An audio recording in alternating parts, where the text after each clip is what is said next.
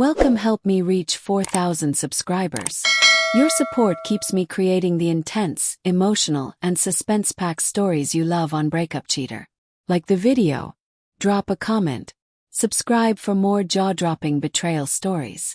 Every click truly means the world. Thank you for being part of this growing family. At 1:03 a.m., my phone screen lit up like a tiny, cruel spotlight in the dark. One message. Just one. Don't wait for me tonight. No explanation. No apology. Just that.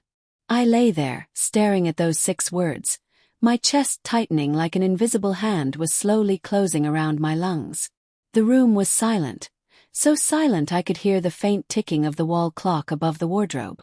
Each second felt like a heartbeat I didn't want to feel. My wife, Emily, had never stayed out this late before.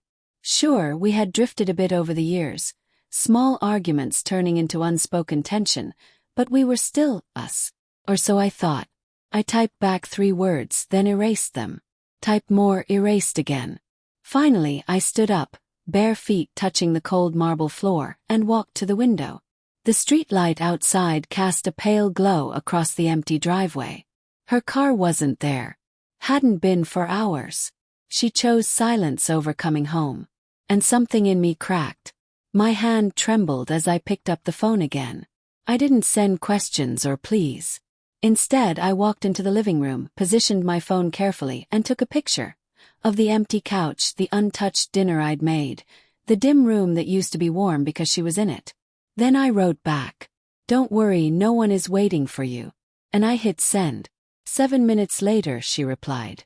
But before that message came, before the truth unraveled, I stood alone in the darkness, wondering when exactly I lost her, and whether I ever truly had her to begin with.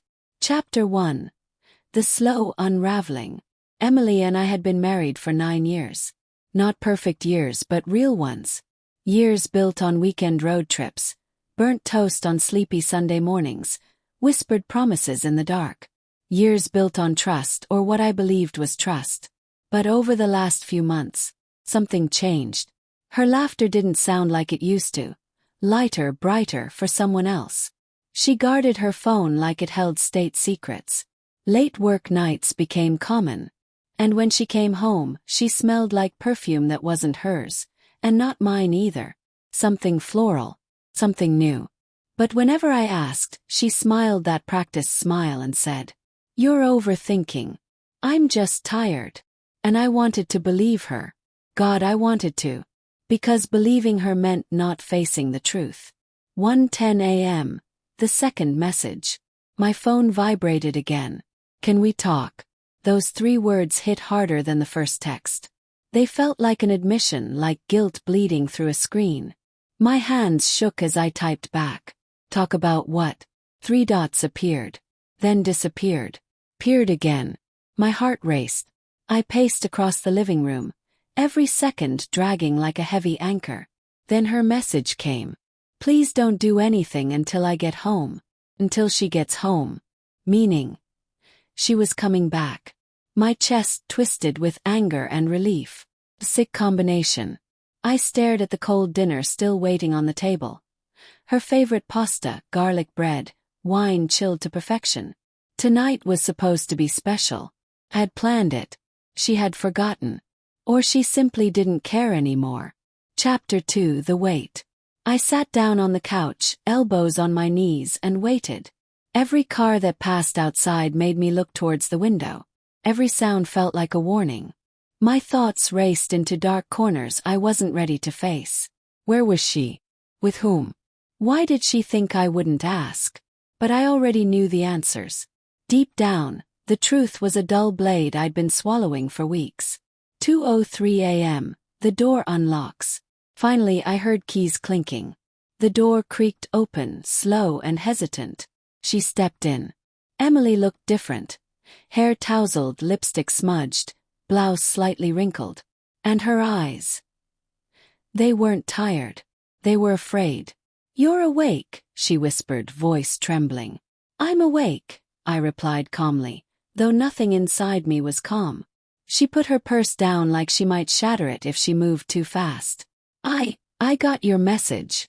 And I leaned back, arms crossed. Anything you'd like to explain.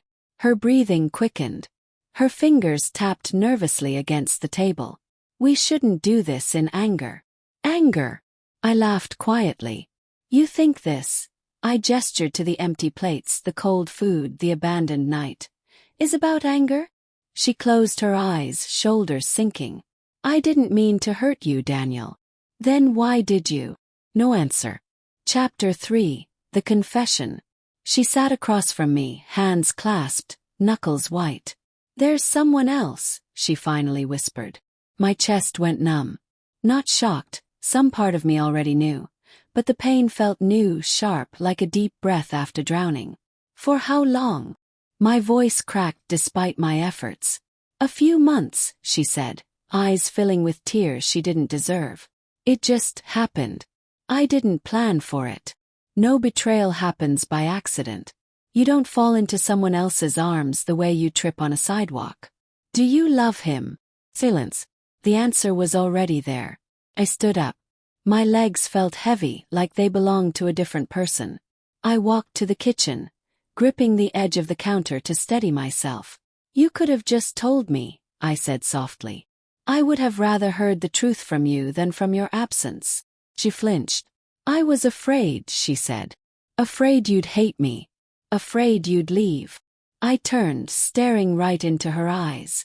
Emily, you left long before tonight. Chapter 4, The Break. We argued. Not loudly, almost too quietly. Whispers sharp enough to bleed. I missed feeling wanted, she said.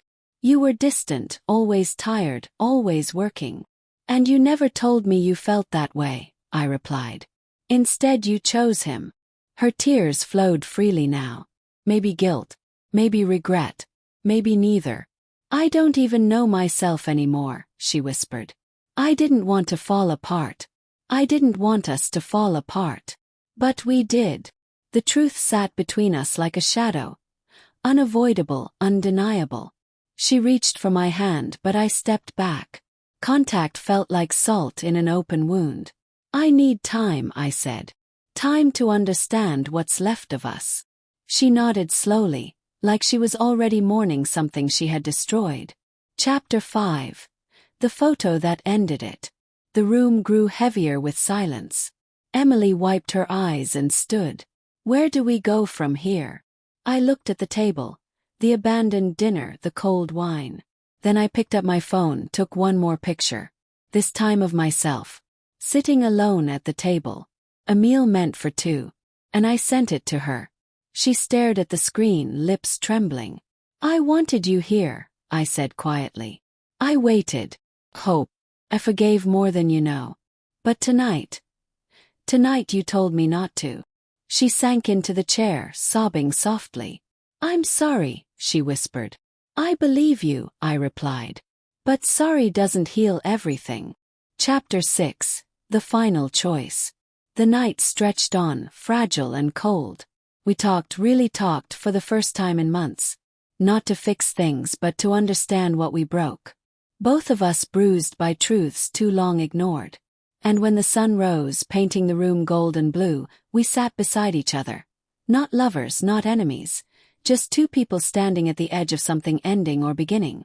I think we need space, she said softly. I think you're right. We didn't say goodbye. We didn't promise to try. We simply let the silence say what words couldn't. Because love, when broken, doesn't always shatter loudly. Sometimes it fades quietly, like footsteps leaving at 1 a.m. Epilogue. 7 minutes later. I still remember her 7th-minute response. Not the first text she sent, but the one that came long after sunrise. A message that read, If I come home tonight, will you still be waiting? I stared at it for a long, aching moment. Then I typed, Come home only if you want to stay. And this time, I didn't wait for her answer.